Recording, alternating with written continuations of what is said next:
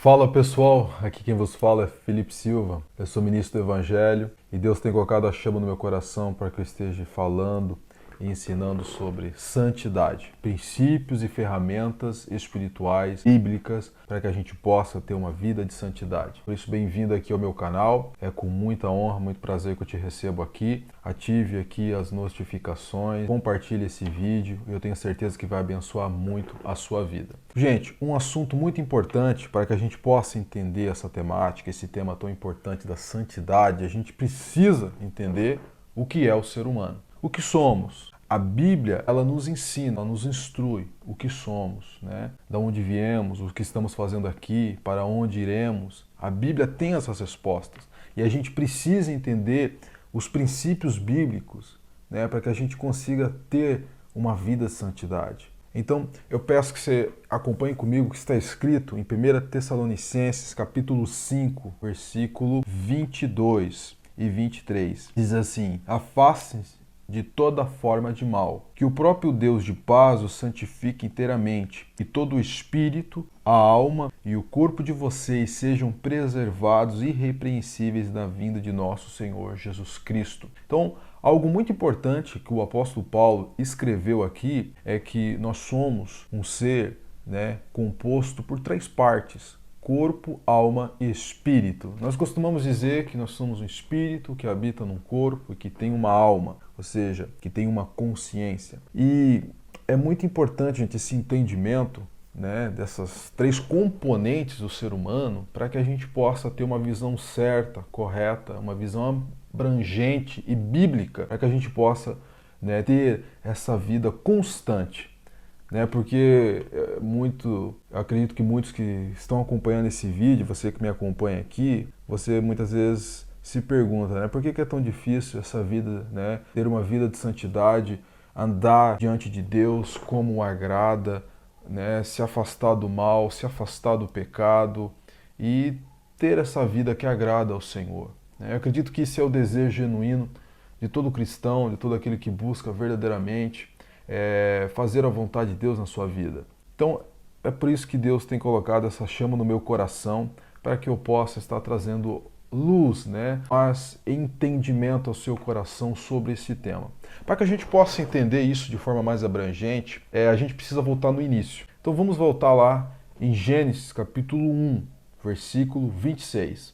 Nós vamos fazer aqui um caminho e eu peço que você fique comigo até o final, que eu tenho certeza que quando a gente chegar no final você vai ter um entendimento mais amplo, bíblico, sobre todo esse tema.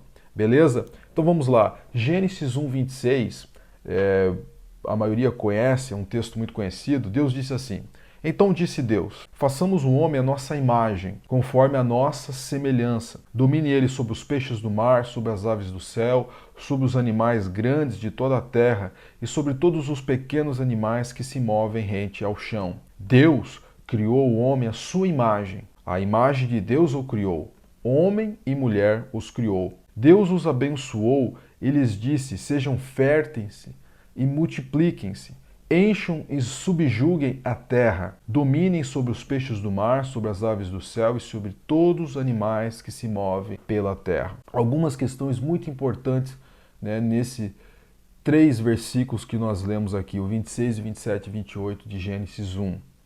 Primeiro, Deus disse: façamos o homem à nossa imagem e semelhança. Quando Deus cria o homem lá no Éden, lá no Jardim do Éden, lá no início da história da humanidade, Deus vai criar um ser à sua imagem e à sua semelhança. Nós já vamos destrinchar aqui um pouquinho o que significa ser a imagem e semelhança de Deus. Algo muito importante é que quando o texto aqui diz: façamos o homem à nossa imagem, a palavra homem, ela vem da palavra hebraica Adam. Adam significa humanidade. Então, quando nós estamos nos referindo ao homem, nós estamos referindo à humanidade, homem e mulher. O próprio versículo 27 nos explica isso.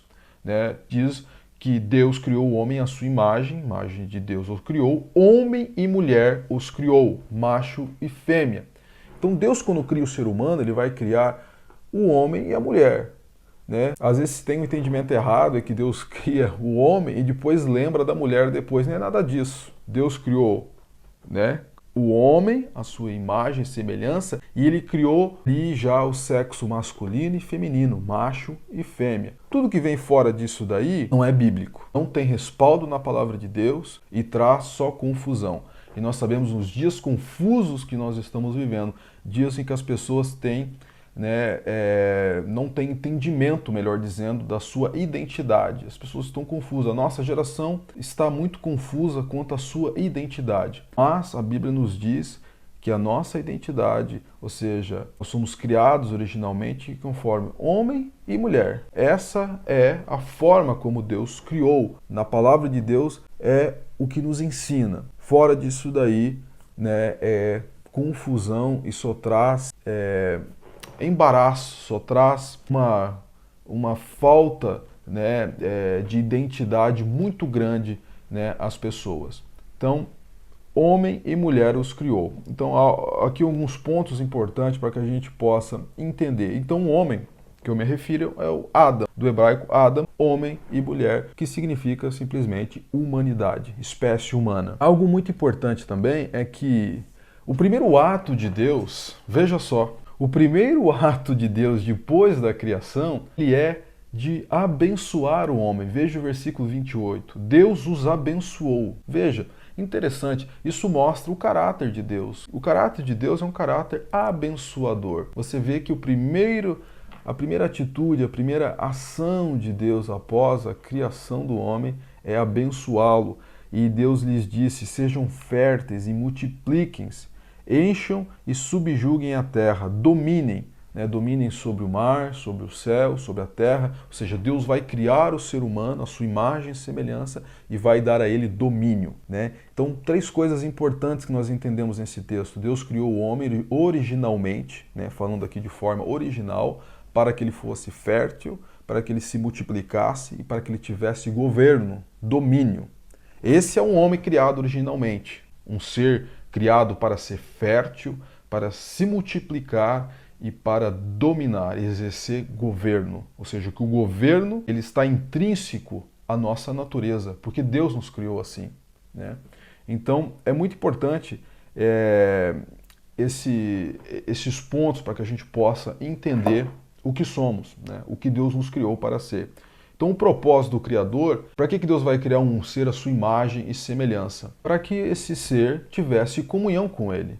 Deus vai criar alguém que tenha a capacidade de ser relacionável, alguém que possa se relacionar com ele, alguém que possa estar em comunhão com ele, possa ter relacionamento com ele. Esse é um ponto.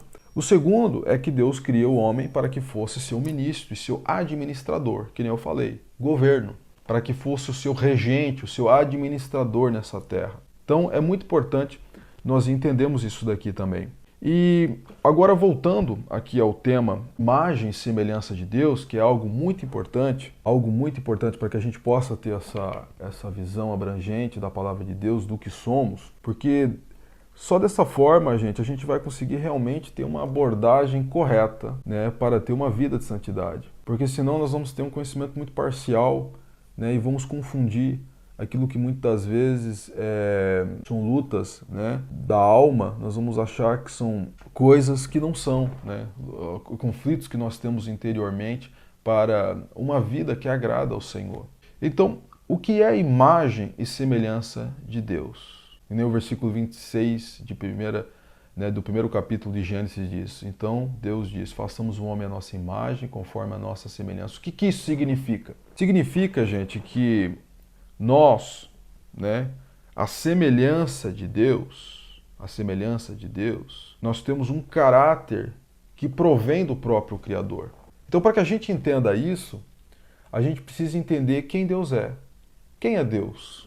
É uma pergunta interessante. Claro, isso é uma pergunta muito abrangente, complexa, mas eu quero respaldar aqui, quero realçar alguns pontos importantes do caráter de Deus. Porque se a Bíblia diz que nós somos imagem e semelhança dele, significa que aquilo que nós somos gerados originalmente para ser, fomos criados para ser, vem dele. É oriundo dele, a fonte é ele. Então, quem é Deus? Bom, a Bíblia diz algumas coisas muito importantes e essenciais sobre quem é Deus.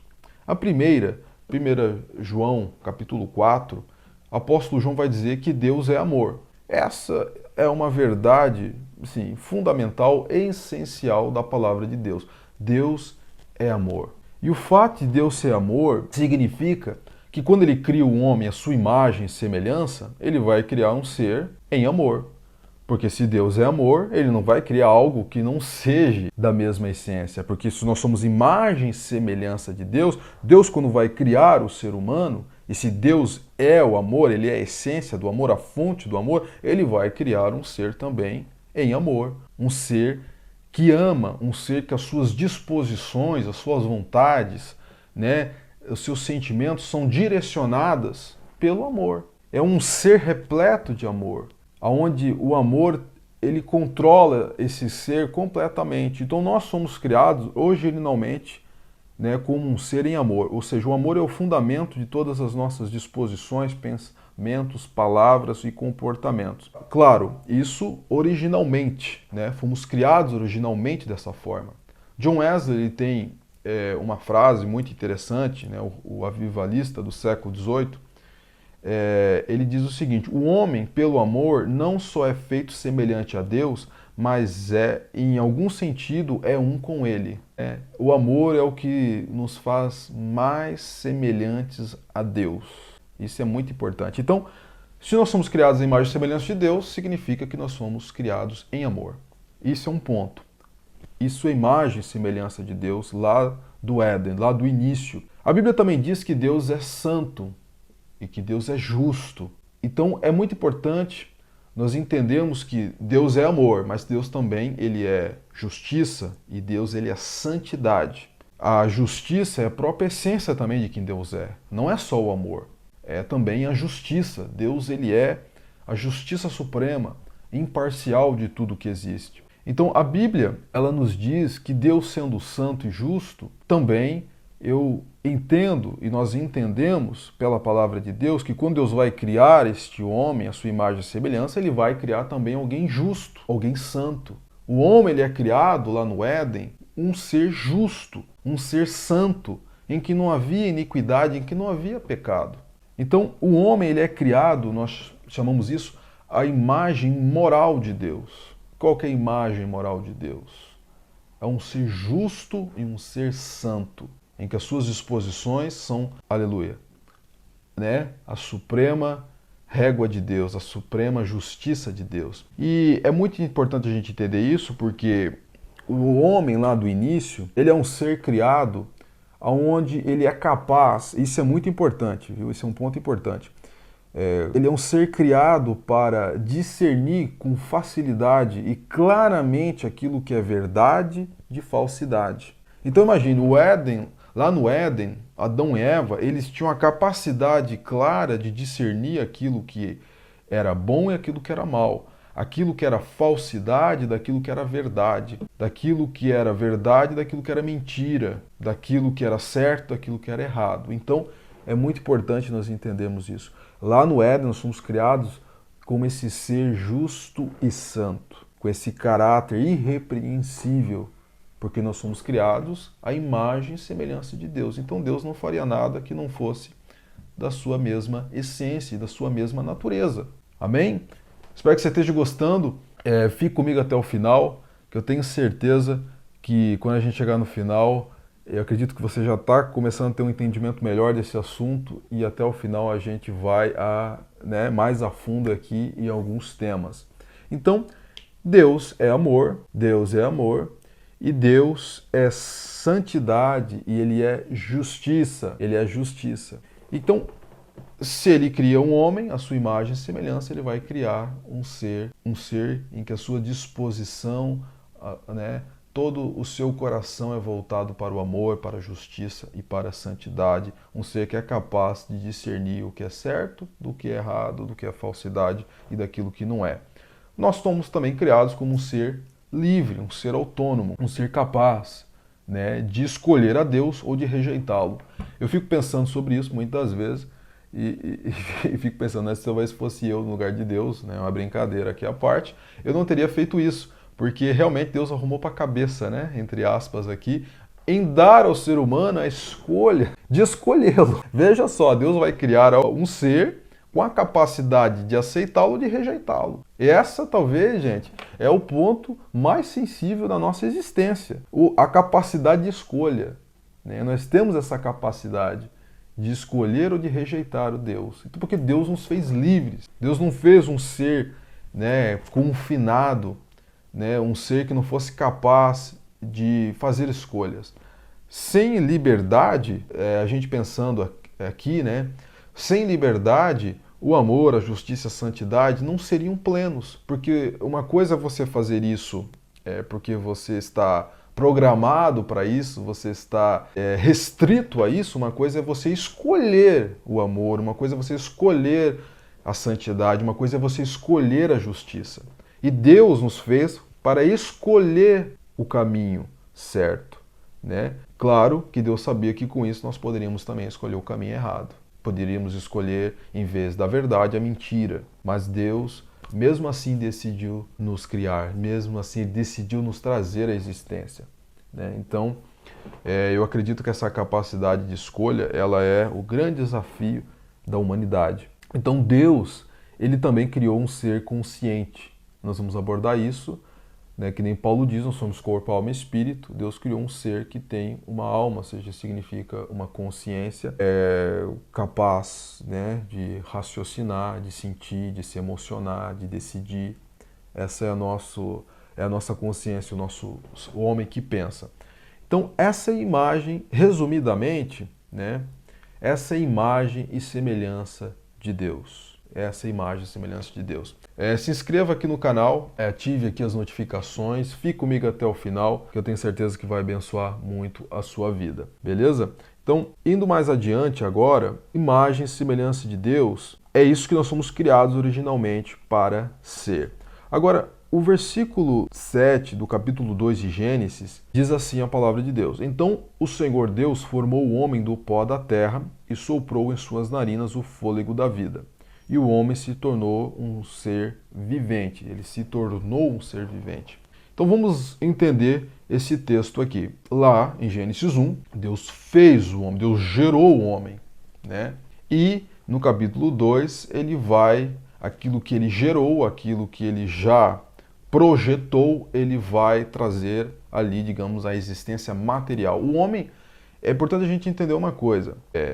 Nós, enquanto ser humano, muitas das vezes a gente limita, né, aquilo que existe, a existência, em matéria. Só que a Bíblia diz que as coisas visíveis foram feitas pelas coisas invisíveis. Aquilo que é invisível trouxe à existência aquilo que é visível. Ou seja, as coisas espirituais, o mundo espiritual trouxe à existência o mundo físico, o mundo material. É isso que a Bíblia nos ensina, né? Então, é importante nós entendermos isso, que em Gênesis 1, Deus gerou isso, digamos, no mundo espiritual, no próprio Deus e ser gerado. No capítulo 2, esse homem é trago à existência física, mas ele já tinha sido gerado no coração de Deus, no próprio Deus. Então diz assim: Então o Senhor Deus formou o homem do pó da terra e soprou em suas narinas o fôlego da vida. O fôlego da vida, aqui, ele significa nada mais, nada menos do que o espírito do homem.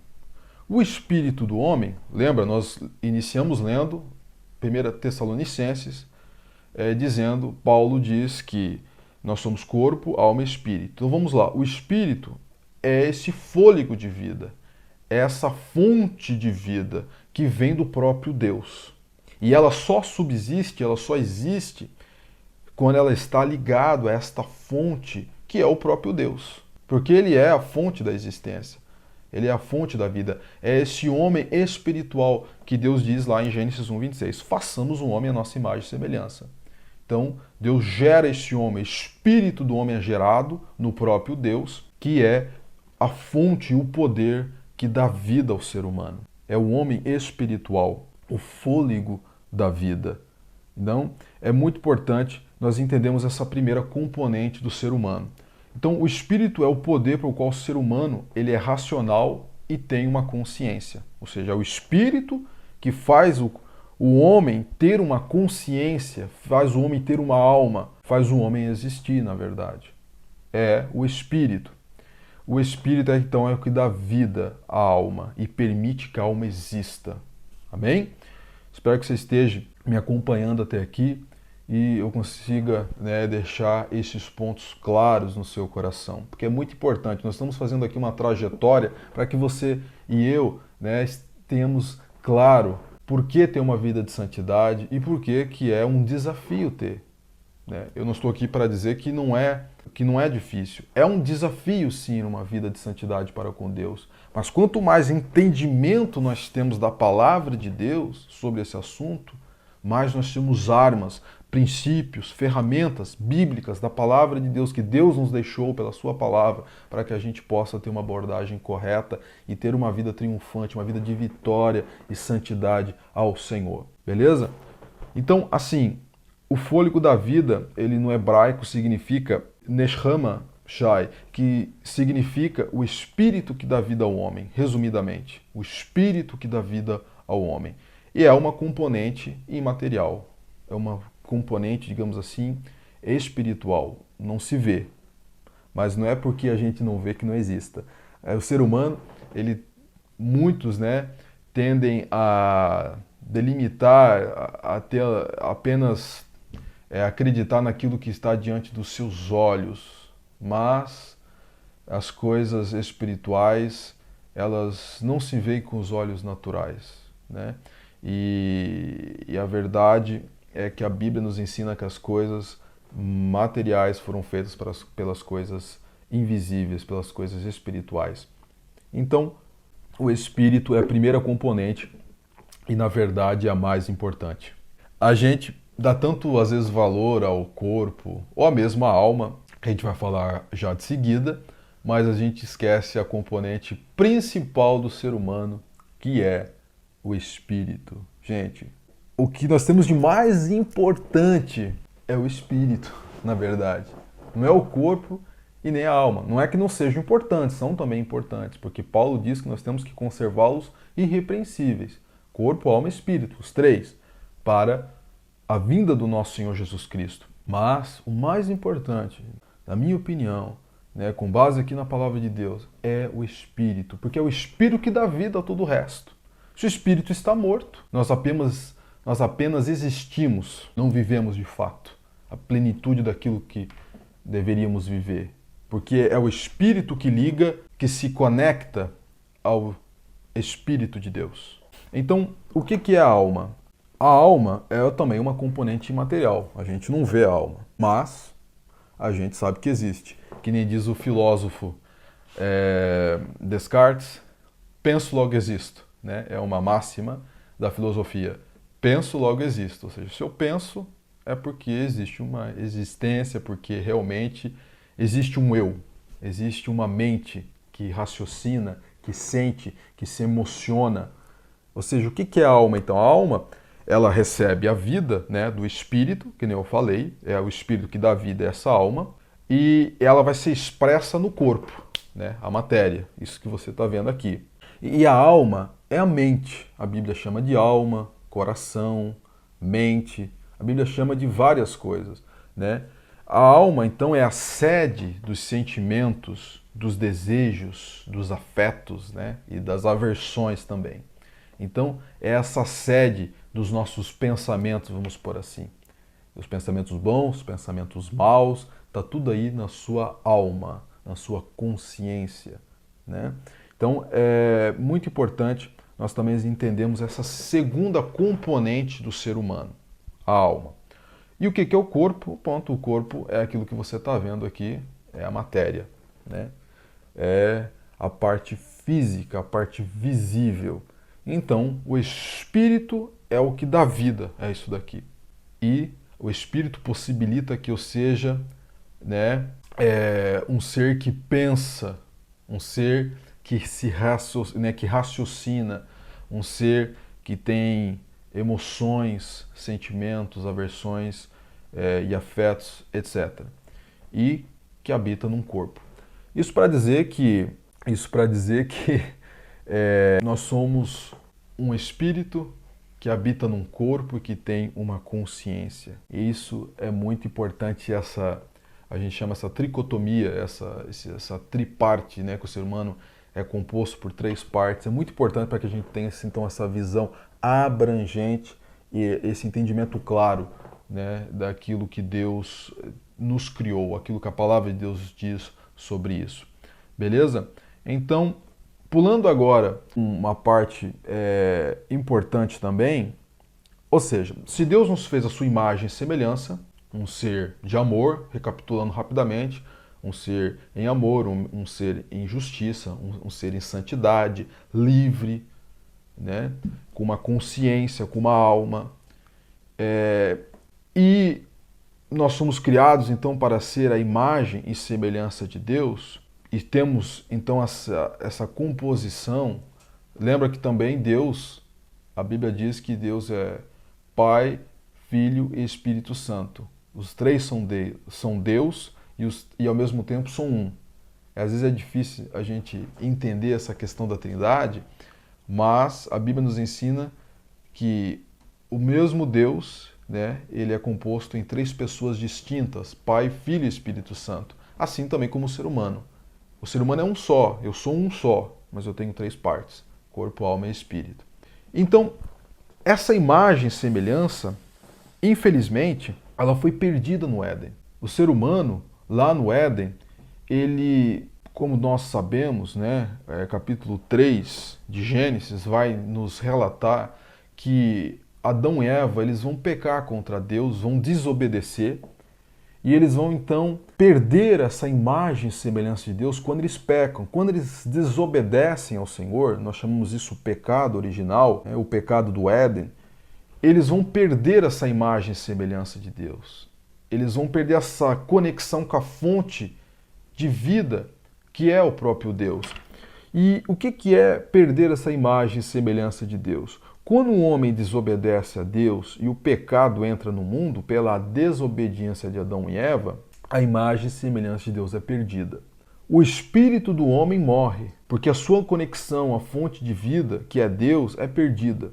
Isso é muito importante nós entendermos isso, porque Deus disse a Adão e Eva: o dia que vocês pecarem, vocês morrerão. Mas daí a gente pode dizer assim, mas eles continuaram vivos. Sim, eles continuaram vivos por pura graça de Deus.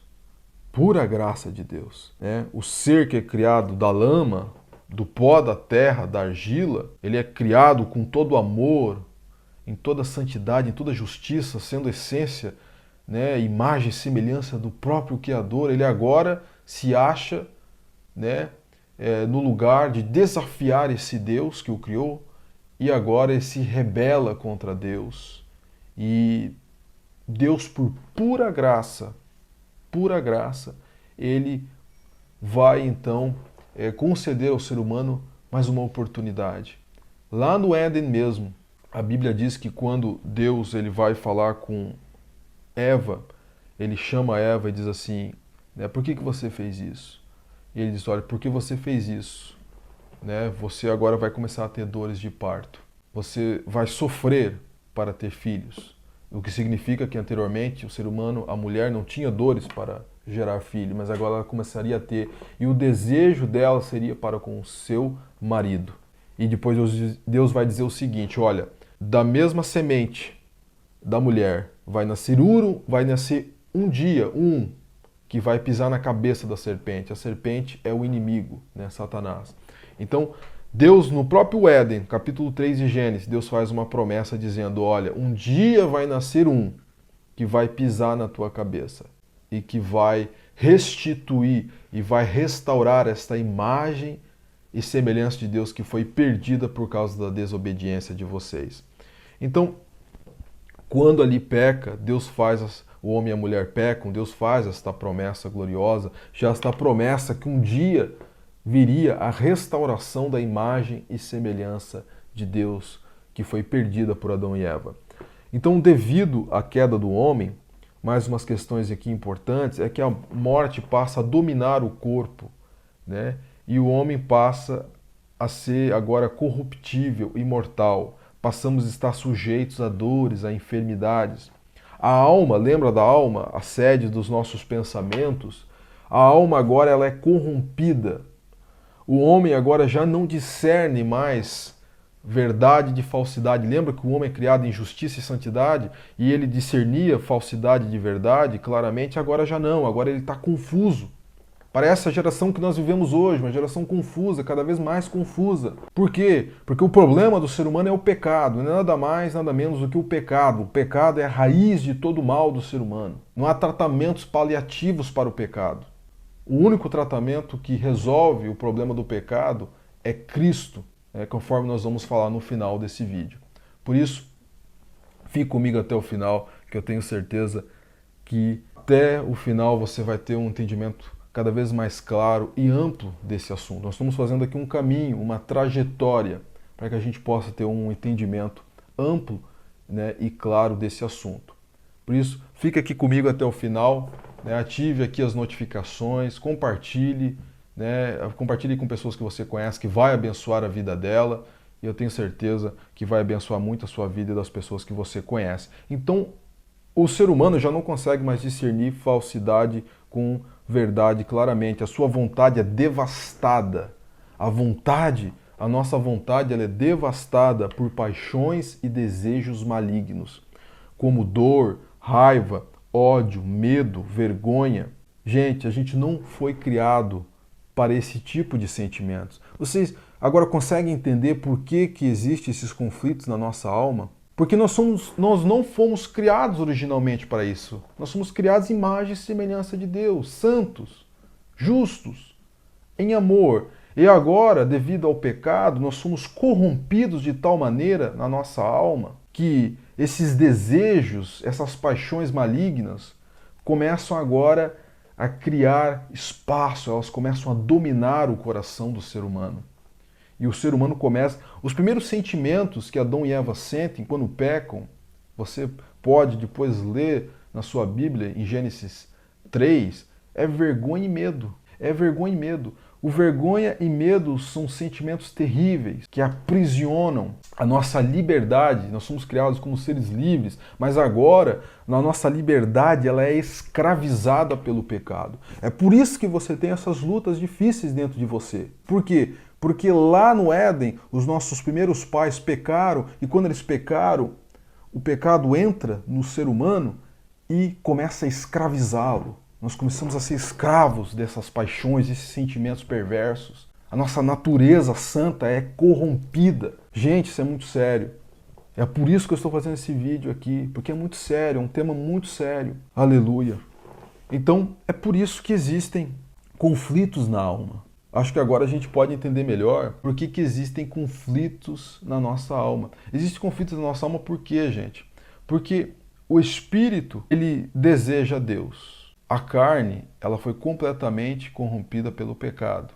E a nossa alma, que está no meio, ela tem que decidir entre fazer a vontade de Deus, voltar a ser imagem e semelhança de Deus, ou permanecer nesse estado de escravidão. Mas como é um estado de escravidão, devido ao pecado ter entrado no mundo, ter entrado no ser humano, nós agora estamos em estado de escravidão. E para nos libertar disso, não é fácil. Só há um remédio para isso. Não há tratamentos paliativos, que nem eu falei. Só há um tratamento que resolve isso daí. É por isso que existem esses conflitos na nossa alma. Mas antes, deixa eu dar o exemplo aqui do próprio Cristo. Agora, indo lá para o Novo Testamento, eu quero que você leia comigo, versículo 38 de Mateus 26. Disse-lhes então, Jesus dizendo, a minha alma, no grego, o Novo Testamento é escrito no grego, na sua maior parte, diz, né, nos ensina, nos explica que alma é psique,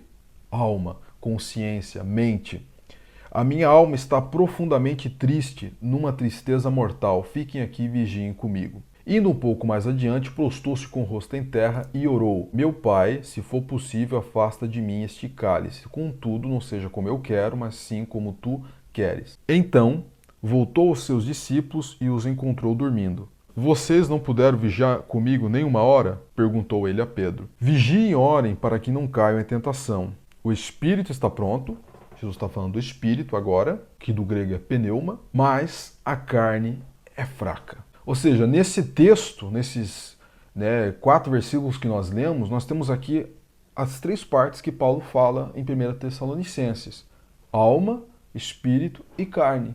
Carne, que é corpo. Jesus, o próprio Cristo, o próprio Deus, ele diz assim, ele está num momento, num ímpeto de sofrimento, porque faltavam horas para ele ser ali crucificado, ele já antevia aquilo no espírito dele, e ele vai ali ao jardim do Getsêmani, e com os seus discípulos, ele chama 3 à parte, Pedro, Tiago e João, e ele fala, ele abre o coração, ele abre a sua mente, a sua alma para eles e diz assim: a minha alma está profundamente triste, numa tristeza mortal. Fiquem aqui e vigiem comigo. Isso é a alma de Jesus. Entenda, muito importante esse contexto aqui de Jesus para nós entendermos. Essa é a alma de Jesus falando. Por isso ele vai orar a Deus e vai dizer: meu Pai, se for possível, afasta de mim este cálice. Contudo, não seja como eu quero, mas como o Senhor quer, como tu queres. O que Jesus estava dizendo? De fato, o que Jesus estava dizendo, gente, é que se for possível outra alternativa a não ser a cruz, né, se houvesse outra possibilidade, outra alternativa, ele estava disposto a aceitar, porque realmente ele antevia o sofrimento, e a Bíblia vai dizer que a alma dele estava numa tristeza mortal, angustiado, numa tristeza muito grande. Lucas, no outro evangelho, vai dizer que ele, devido ao sofrimento da sua alma, à agonia da sua alma, ele vai transpirar gotas de sangue. Isso é um fenômeno raríssimo, que só acontece num ápice de sofrimento muito grande. Essa é a alma de Jesus. A alma de Jesus está entrando em conflito com o espírito, porque a carne que está, debilitada devido ao Éden. E veja que é importante nós entendermos isso, Jesus ele não foi gerado da semente de Adão. Eu e você, o ser humano em geral, nós somos descendência de Adão e Eva. Nós somos gerados da semente de Adão e de Eva. Dessa natureza corrompida de Adão e Eva, ela foi passada como herança dos nossos primeiros pais a todo ser humano na face dessa terra. Mas Cristo, ele é gerado pelo Espírito Santo, que nem a Bíblia nos ensina. Ele não é gerado da semente de Adão, ele é gerado dentro do ventre de Maria pelo Espírito Santo. Logo, ele não tem essa natureza humana pecaminosa. É importante nós entendermos isso. Essa natureza humana caída, nós chamamos de natureza caída do Éden, do pecado original, ela não está em Cristo porque ele foi gerado pelo Espírito Santo. Mas mesmo assim, ele está num corpo que é possível fracassar. Entenda, é possível, porque como Adão e Eva foram criados, lembra? Imagem e semelhança de Deus como seres santos, justos, imortais, em amor, livres, eles podiam escolher, assim como Cristo. Por isso que a Bíblia diz que em tudo ele foi tentado, mas não pecou, porque ele podia ter pecado, mas ele nunca pecou. A alma dele era aversa, contrária totalmente ao pecado. E ele sempre escolheu a santidade. Ele sempre escolheu fazer a vontade de Deus. Ele sempre rejeitou todo tipo de mal e malícia da sua vida. Mas ele estava suscetível a escolhas, devido à sua carne, devido a ele estar num corpo humano, devido a ele estar numa natureza humana também. Que nem Filipenses 2, capítulo 2, Paulo também diz que Jesus esvaziou-se de si mesmo, tomou a forma de servo, fazendo-se semelhante aos homens. Ele tomou a forma de homem, ele veio em carne, realmente para sentir tudo aquilo que nós sentimos. Que nem Hebreus capítulo 4 diz, nós não temos um sumo sacerdote que não se possa compadecer de nós, mas temos um que em tudo também foi tentado como nós, para que nós possamos nos chegar a ele com ousadia, sabendo que ele sabe dos conflitos que nós vivemos, que nem está bem claro aqui no Getsêmani, capítulo 26 de Mateus. Jesus diz: a minha alma está triste, eu estou triste, estou profundamente triste, porque a minha carne, a minha vontade humana, a minha escolha humana, digamos assim, ela não quer se sujeitar, ela não quer a cruz. Mas daí ele vai dizer, no versículo 41, vigiem e orem para que não caiam em tentação. O espírito está pronto, mas a carne é fraca. Em João vai dizer que, no Evangelho de João, diz que a carne para nada presta. E, na verdade, realmente, ela só busca desvirtuar nós da vontade de Deus. E foi isso que aconteceu aqui no Getsêmani. Jesus disse: o meu espírito está pronto, a cruz está pronta para mim. O meu espírito tem absoluta convicção disso. Eu vim para isso, Jesus disse. Essa é a minha missão, ir ao Calvário e morrer pelo pecado da humanidade. Mas a minha alma está em conflito, entende? Então é muito importante nós entendermos isso. Espero que esteja abençoando a sua vida até aqui. Meu amigo, minha amiga, é um prazer te receber aqui no meu canal. É uma satisfação muito grande você que está acompanhando esse vídeo até o final. Tenho certeza que vai abençoar a sua vida. O Espírito Santo tem colocado isso no meu coração, que eu compartilhe, né, palavras aqui de conhecimento, palavras de verdade, para que você possa ter um entendimento claro, bíblico da palavra de Deus para uma vida de santidade ao Senhor. Então é por isso, né, que Jesus no Getsemane teve esse conflito, né, na sua alma. E é muito claro, né, que nem o texto diz, a alma de Jesus estava triste, né, e triste até a morte. Mas ele sabia, o espírito dele estava convicto que ele tinha que ir ao Calvário morrer pelos nossos pecados, cumprir a promessa que Deus tinha feito a Adão e Eva lá no Éden, e assim restaurar a imagem e semelhança de Deus que nós perdemos lá no início. Então agora, eu peço que você acompanhe comigo o que está escrito em Romanos capítulo 7, versículo 21. O apóstolo Paulo diz assim: assim encontro esta lei que atua em mim. Quando quero fazer o bem, o mal está comigo. No íntimo do meu ser tenho prazer na lei de Deus, o meu espírito. Mas vejo outra lei atuando nos membros do meu corpo, guerreando contra a lei da minha mente. Lembra? Alma, mente, significa a mesma coisa. Tornando-me prisioneiro da lei do pecado que atua em meus membros. Miserável homem que eu sou. Olha só, apóstolo Paulo. Quem me libertará do corpo sujeito a esta morte? Graças a Deus por Jesus Cristo, nosso Senhor. O nosso segundo Adão, que ele diz aqui também Romanos capítulo 5. Ele é o nosso segundo Adão. O primeiro escolheu, né, pecar, escolheu desobedecer. Mas o segundo Adão, que nem nós lemos aqui em Mateus 26, ele escolheu fazer a vontade de Deus, se submeter à vontade de Deus. De modo que com a mente eu próprio sou escravo da lei de Deus, mas com a carne da lei do pecado.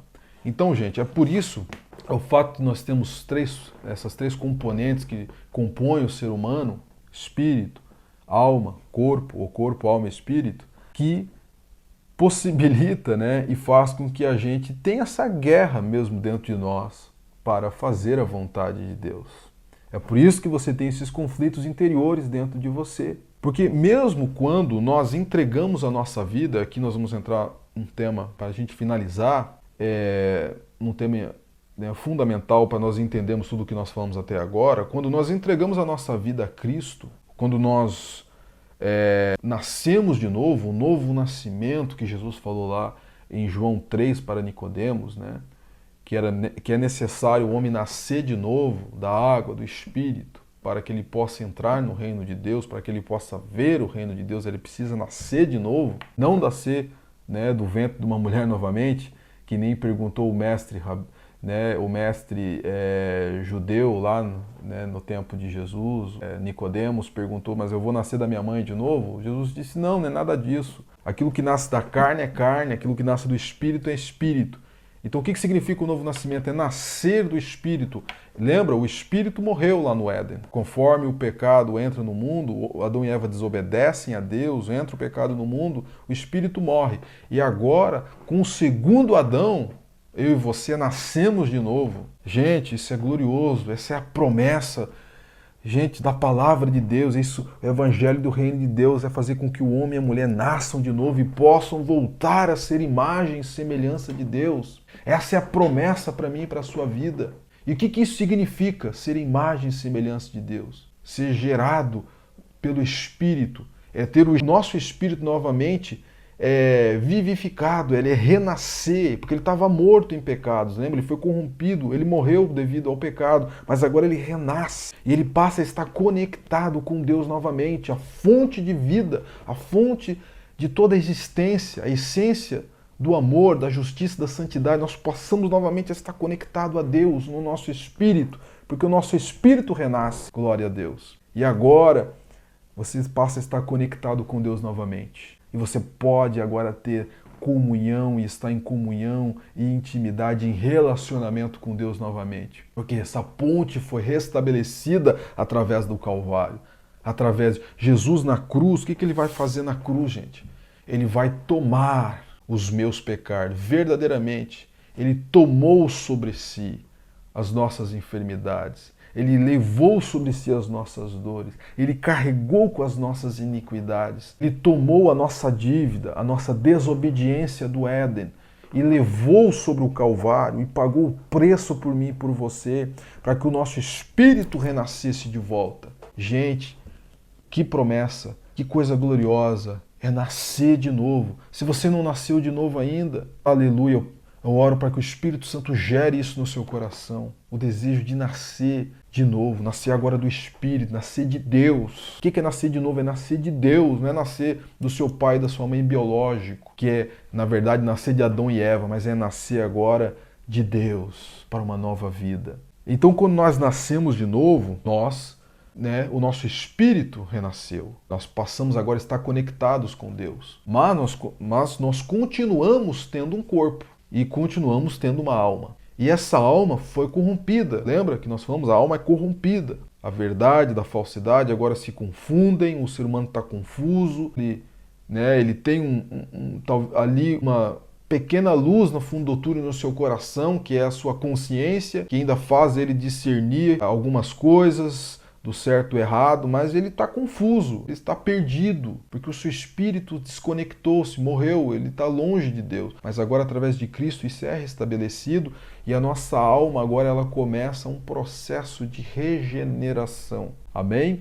Então eu quero que você acompanhe comigo o que diz o apóstolo Paulo. Romanos capítulo 12, versículo 2, Paulo diz assim: não se amoldem ao padrão deste mundo, mas transformem-se pela renovação da sua mente, para que sejam capazes de experimentar e comprovar a boa, agradável e perfeita vontade de Deus. Gente, o Espírito está pronto.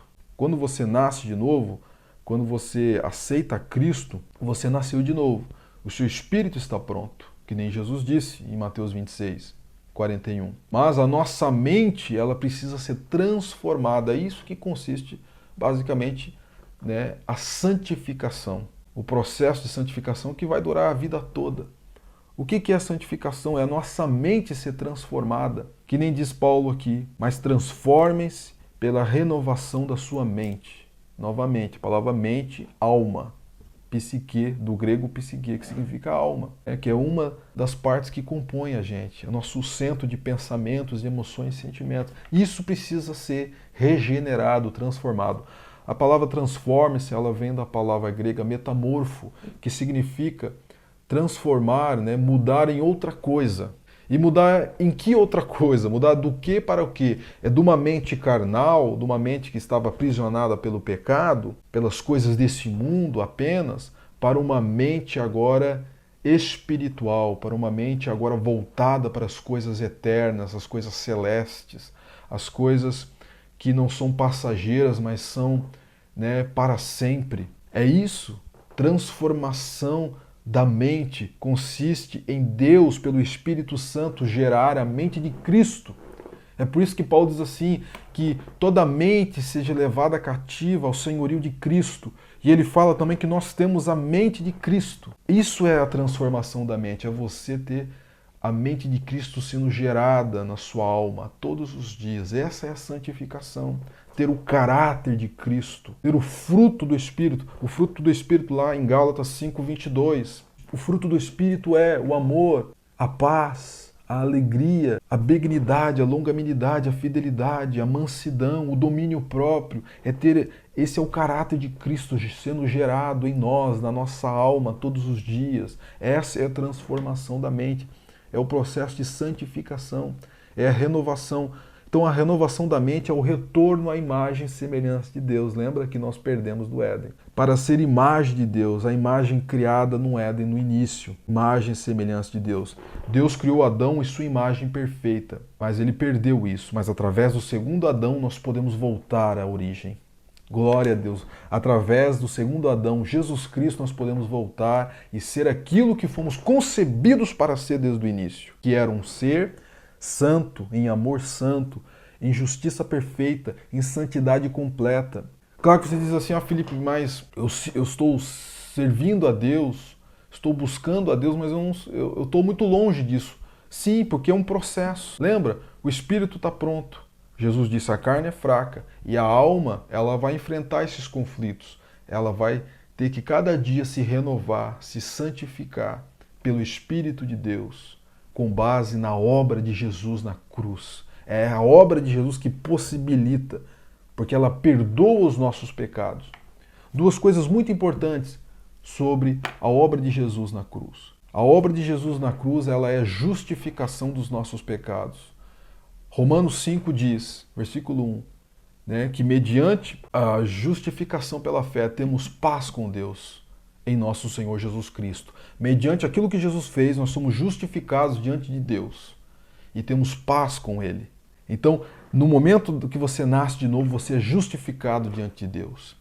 E você recebe o Espírito Santo. E através do Espírito Santo agora você vai entrar num processo de santidade, de santificação, que é a renovação da sua mente, que vai depois se refletir em todo o seu ser. Né? Não é só na sua mente, ela começa aqui e vai refletir em todo o seu ser, no seu corpo, né? Nas suas atitudes, tudo que você, nos seus comportamentos, tudo isso vai refletir agora a imagem de Deus a cada dia. Mas é um processo, que nem eu estou te dizendo. E vai haver esta luta, porque a nossa mente foi corrompida, ela precisa ser renovada a cada dia. Beleza? Então, isso é muito importante. Agora, Efésios 4, 22, nós estamos caminhando para o final. Se esse conteúdo é relevante para você, ative aqui as notificações, siga aqui o canal, compartilhe com as pessoas que você conhece, tenho certeza que vai abençoar muito a sua vida e das pessoas que você conhece, beleza? Então, Efésios 4, 22 diz assim, quanto à antiga maneira de viver, vocês foram ensinados a despir-se do velho homem. O que é o velho homem? É um homem carnal. É aquele homem corrompido por desejos enganosos, que se corrompe por desejos enganosos a serem renovados, novamente a palavra renovação, no modo de pensar, na alma. O que é isso? O modo de pensar é a alma, o coração, a mente. E a revestir-se do novo homem, criado para ser, olha só, que Paulo diz, o homem foi criado para ser semelhante a Deus em justiça, em santidade provenientes da verdade. Porque é isso que a gente foi criado para ser. Então a obra de Cristo, que nem eu disse, duas coisas importantes. Primeira é a justificação. E a segunda, que eu vou falar agora, é a santificação, que ela possibilita. É o renovar o modo de pensar, é revestir-se do novo. O que é revestir-se do novo homem? É do homem que é imagem e semelhança de Deus. Um homem em justiça e santidade. Beleza? Acredito que você conseguiu acompanhar até aqui. Espero que esteja sendo claro ao seu coração o que eu estou ministrando aqui, né, nesse vídeo. Espero que esteja abençoando a sua vida. Se você tiver dúvida, você pode deixar aqui nos comentários embaixo. Deixa aqui suas perguntas, conforme eu vá conseguindo, eu vou respondendo. Você pode me acompanhar no Instagram também, que a gente vai, conforme a gente pode, auxiliando, né, o corpo de Cristo nessa caminhada, que é uma caminhada difícil, desafiadora, mas com uma recompensa incomparável, que é ser imagem e semelhança de Deus. Gente, eu não sei você, mas eu quero ser imagem e semelhança de Deus. É minha busca todo dia. Felipe, você não tem lutas? Poxa, tenho demais. Assim como se Jesus teve conflitos na alma, e eu e você. A gente tem muitos conflitos na nossa alma, gente. Mas o segredo é a gente reconhecer isso. Abrir o coração para Jesus. Dizer, Jesus, você está me vendo aqui, nossa, mas Felipe, eu tenho tantas taras, tantas coisas no meu coração, tanta coisa ruim, tanta malícia, tanta maldade que precisa. Você não é o único, querido. Você não é o único. Eu também enfrento as minhas lutas interiores para ter uma vida que agrada a Deus, para uma vida de santidade. É por isso que eu estou trazendo esse ensinamento da palavra de Deus. Porque a Bíblia diz, conhecereis a verdade vos libertará. Quanto mais você conhece a verdade, daquilo que é a promessa de Deus, daquilo que é a palavra, daquilo que é o projeto, eu estou falando do projeto original de Deus, para mim e para a sua vida. menos o diabo vai conseguir ter espaço para atacar a sua vida, ter brecha no seu coração, para chegar ao seu coração, à sua mente. Então, que nem Paulo diz aqui, a gente deve se despir do velho homem que se corrompe, né, por desejos enganosos, devido ao pecado original, ao pecado de Adão e de Eva, e sermos renovados, santificação, e revestir-nos do novo homem, um homem espiritual, uma mulher espiritual, para sermos semelhantes a Deus. Paulo também, ele fala em Romanos 8, 29, que nós fomos predestinados de antemão para sermos a imagem do Filho. Porque a imagem do Filho, você está falando de Cristo, é a imagem e semelhança de Deus, é a imagem de Deus. Cristo, ele é a imagem, ele é a revelação máxima de Deus à humanidade. E nós somos criados para ser a imagem de Cristo. Aleluia, para ter a mente de Cristo. E para nós finalizarmos, Hebreus 4:12. O escritor aos Hebreus diz assim: pois a palavra de Deus é viva e eficaz, e mais afiada de qualquer espada de dois gumes. Ela penetra ao ponto de dividir a alma e espírito, juntas e medulas, e julga os pensamentos e intenções do coração. Alguns pontos importantes aqui. Pois a palavra de Deus. Quem é a palavra de Deus? A palavra aqui, ela vem do grego logos. Se nós lermos João capítulo 1, o apóstolo João diz o seguinte: e no princípio era o verbo, está falando de Cristo, e o verbo estava com Deus, e o verbo era Deus. Ou seja, o logos, que é a palavra, ela é a encarnação do próprio Deus. Glorioso, aleluia. É a pessoa bendita de Jesus Cristo. O logos é o verbo que veio de Deus, o verbo de Deus, a palavra encarnada. Pois a palavra de Deus é viva. A palavra de Deus em nós é Jesus Cristo dentro de nós. A palavra viva e poderosa e mais afiada de qualquer espada de dois gumes. Ela penetra ao ponto de dividir a alma, lembra? Mente, coração e espírito, juntas e medulas, corpo, e julga os pensamentos e intenções do coração. Ou seja, a palavra de Deus ela vai trazer discernimento, aquilo que é espírito, corpo, alma. Amém? Deus te abençoe. Obrigado por ter ficado comigo até o final. Espero realmente e oro para que Deus possa trazer entendimento e luz ao seu coração. Deus te abençoe em nome de Jesus.